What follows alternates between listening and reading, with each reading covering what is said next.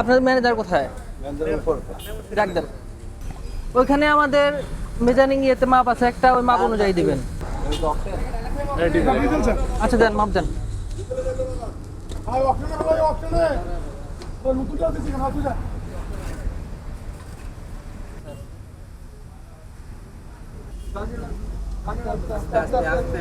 আস্তে ভাইয়া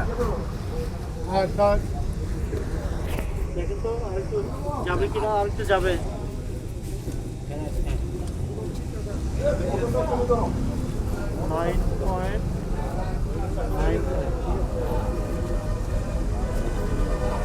আচ্ছা এটা ফেলে দেন, এটা বালতিতে দেন। বালতি এনে খালি করেন।